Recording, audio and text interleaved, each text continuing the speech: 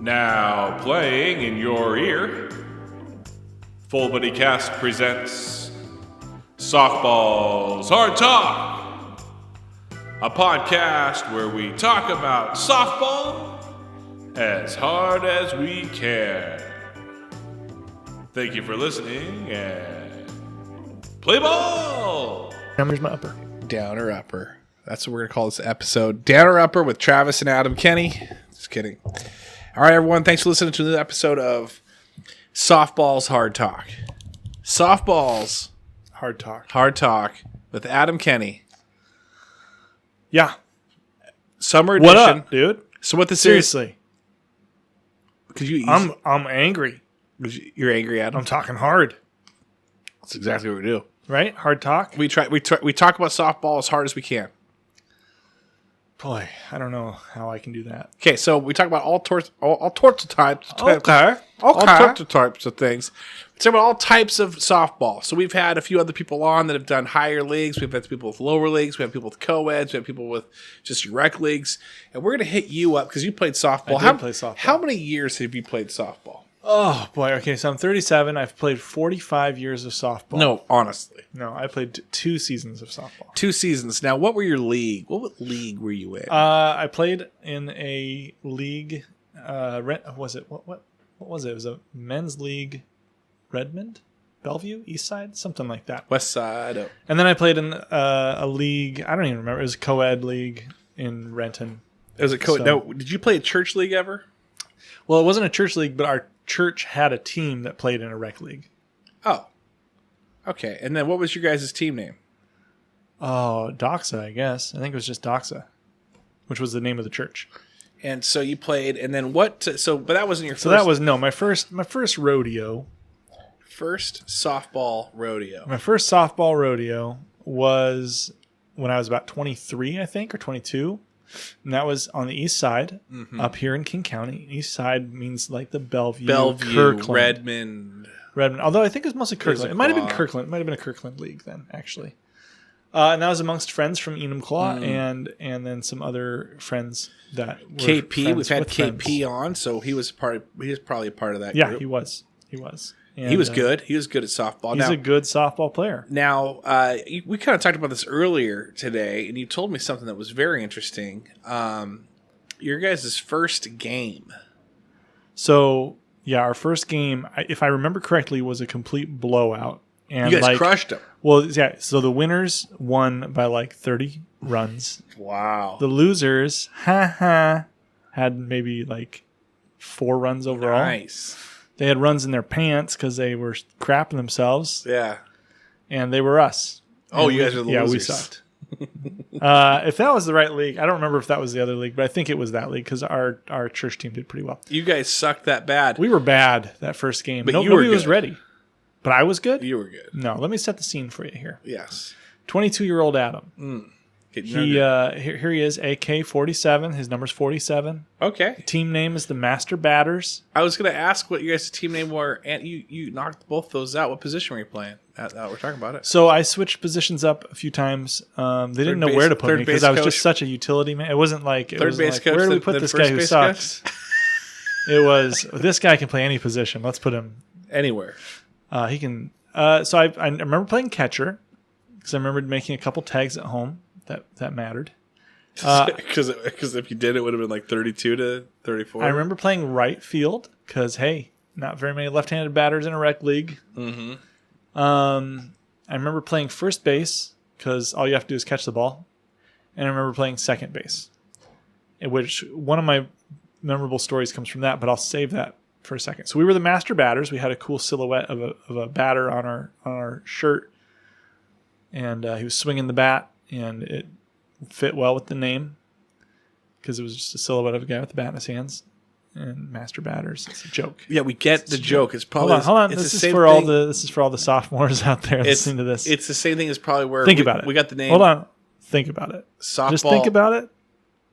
Think about it. SoftBall's HardTalk is down that same type of walk. Hold on, just give him a couple more seconds. All right, yeah. So that's the joke. That's the joke. Get it. So yeah. So I wasn't very good. So I had this thing. I had a mental block. By the way, I'm looking at your Casey Kane clock, and his number 9 is right where the 11 o'clock hour would be. That's so if interesting. somebody didn't know how to read a clock, that'd be very confusing. If it was like 11:30, they'd be like, "Oh, it's 9:30. We still got a couple hours." Wow. Oh wait, now it's 12. We didn't see that one coming. Anyways, so I was. How's that upper? It's good. It's 150 calories of sugar. All right, keep it rolling. So, are you looking up some song lyrics right now? Yeah, I am. Okay, perfect. Do you have another poem you wrote? Mm-hmm. Okay, great. So, anyways, I had a mental block when it came to throwing the ball, and I played like kindergarten through 6th grade baseball, and I was always a decent hitter, and I threw the ball pretty well. I pitched a little bit. I played shortstop. I played second base. I would throw in from the outfield. I had a pretty strong arm. Not the strongest. I wasn't like great or anything like that, but I was decent. Fast forward to 22-year-old Adam. He's got the mental block where he is just either throwing it right into the ground or overthrowing it over the person's head. And everybody recognized it as a mental block. Nobody was like, "Oh man, Adam, he sucks." It was like, Adam could throw it if he could just get over this mental. I had the yips or whatever they call it, where and it was really frustrating to just not be able to have any control. It's like my brain and my arm couldn't communicate. My brain was like, "Aim it there," and then my arm was like, "Okay, I'll aim it there," and then I aimed it too much, and it was terrible. So where'd it go? It would just go into the ground or over people's heads. And so what happened was I was playing second base one game. Maybe Kyle told the story. I don't know. Kyle wanted to tell the story, but he didn't. Okay, well I'll tell it. I was playing second base. And second base, if you've ever watched a baseball game, second base to first base, not that far of a distance. Okay? My brain knew that. My arm had no clue what was going on. I had a grounder come up to me, and I, just a quick throw out at first, and I threw it over the head of the first baseman. But not only did I throw it over the head of the first baseman, I threw it over the fence behind the first baseman, over the dugout. Into the parking lot. And I think it's still circling the globe. It was bad. Wow. So that was embarrassing. How hard did everyone laugh? About as hard as I cried. So imagine me crying. Did you have tears? Imagine them laughing. Were you embarrassed that much? No, I wasn't. Now you've I just kind of like, those things where you just like kind of you stare at the ground and then you're like, freaking idiot, freaking idiot. And then I'd like take my mitt and I'd like kind of hit myself in the head with it. Like most people. Freaking idiot. Nobody noticed that. That's not the first time you've thrown something over a fence, though, into a parking lot. Oh, yeah. Well, that's a whole other story. I don't want to embarrass the person who that happened to, so we won't tell that story. Wait, that was you? I thought that was you. That was me. I don't want to embarrass myself. So. Tell the story. We were at, this was around the same time. It was just, there was some weird block with me and like coordination between my arm and my brain. We were playing horseshoes, and I hadn't played horseshoes in forever. We were at the Yellow Beak in Enumclaw, legendary bar. And outside, I was playing with a couple friends, and we were playing on this horseshoe pit that was pretty close to the fence. Not that close to the fence, but maybe about 5 to 6 feet away from the fence to our left. And it's running parallel to the fence. And so I'm throwing it, and I held on to it too long because my brain and my arm, my hand weren't communicating at the time. They weren't talking to each other. And it went released, and it went flying over the fence to the left side. And I missed my target by like at least 15 feet. And it went over into the parking lot. I don't think it hit a car. It did not hit a car. We didn't hear it hit anything. You weren't Pee Wee Herman. It wasn't a Thursday night where you accidentally knocked over Thunder Mountain or Thunder Night. Yeah, I said, cue up some tequila. Everybody laughed at me, and I cried a little more. Yeah. So anyways, that was a weird time in my life, because now since then I've played horseshoes, I've played can jam, I've thrown the frisbee, I've thrown the ball around, and I've never had a weird thing like that. Some shaky hands. I don't know what it was. I think I was in a weird state of mind. So that's one of the stories, one of the funny stories of that softball team. Another thing I did, which is really stupid. We're just going to go through the stupid, because I can't remember the That's what important Kyle things. said. Kyle said, I got more unglory days than glory days. Seriously. I mean, when we talk about the church league, or not, it wasn't church league, church team, I have good stories. But it's because you're the best on that team. I was the best hitter on that team. That's why I was so addicting to hang out with those guys, because you were the Tony. You were the Kyle. But like I say, you were the best one. But we weren't playing amongst like a bunch of scrubs. It was co-ed league, right? So it is like it's a little more balanced playing field, right? It's not professionals or anything like that. But like we were playing against teams that were pretty athletic, and so we weren't like the best team in the league or anything like that. But on my team, I ended up with almost a perfect batting average over the entire season. I only had 1 out. Wow. Everything else was a hit.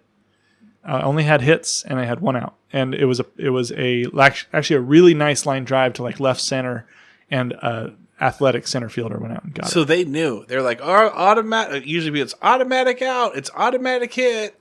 I was pretty confident in myself that I was gonna do well. See, it's a mental thing. It really is. Like I said, it's mental. I think I think you're right. There is something about, maybe it's something to me, or maybe it's common to other people, but like playing amongst people who I know I'm a little bit more on the same plane as, I will play above my normal ability. Playing with people who I know are known to be more athletic than me, I will play usually below my ability. Makes sense. Yeah. And it's not the most fun thing in the world. But the other bonehead play I did was I did get a hit one game, and I think it was the same game where I threw over the dugout, or maybe it was the same field or something. But I got a hit, and I was running to first base, but unfortunately there was a force out at second. But I got safely to first, and I don't know, I had like the biggest brain fart. You turned left. No, I just I was safe, and then I walked to the dugout to sit down. It was it was so, in hindsight, it was very embarrassing. But at the time I was like, oh, wait, yeah. Because the umpire was like, wait, where did the guy on first go? I was like, oh, sorry. That's me. I think I just had too much empathy. I was just feeling for Did they call you out? No. Oh, they said... They just go to first. Stand on first. I was like, okay, yeah. We're like, thank you, Mr. Christensen. Was this in third grade? It felt like it. It felt like it was like first grade. At least you didn't run to third thinking it was first.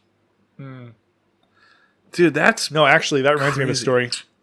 One time, I got a walk, and I walked to third base. No, you didn't. No. Did you make any spectacular play that you can think of? Like like I said, I got a couple of good tags at home on good throws, coming into home when runner's coming from third. Got a couple of good tags there. I probably got a few good hits. I don't really quite remember. But I do remember also a game, I think it was a game ending, or maybe it was an inning ending tag at second base where I actually didn't tag the guy. Oh, really? But the umpire called him out, and the guy started arguing about, he didn't tag me. And then the umpire was like appealing to me, like, did you tag him? Which, as if that's actually a thing in baseball. Right. So I was like, uh-huh.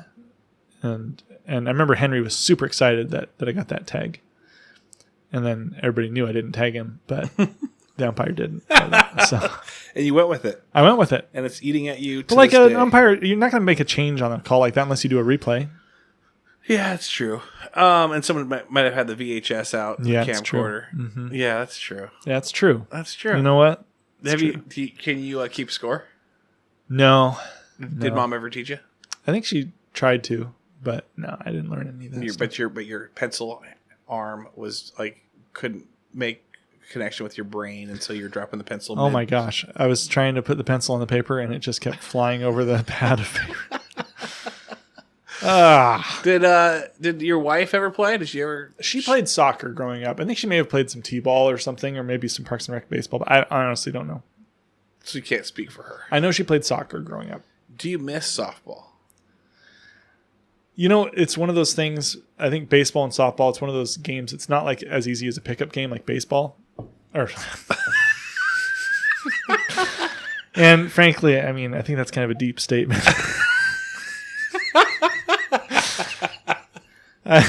So sometimes my brain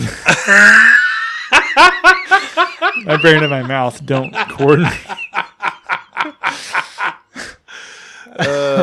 No, but the thing about baseball, it's not as easy to pick up as like basketball or something like that, or like football is kind of like that too. It's not such an easy pickup game, but I do miss it. Amber and I will walk around Issaquah like on little walks, every other evening, and there's a baseball park, and sometimes we'll walk past that or walk through the dirt on it, and I'll just be like, man, it'd be fun to throw the ball around and hit the ball and stuff. Because I always liked baseball. I always liked playing baseball. You ever tell her, hey, want to have a catch? She already has a catch.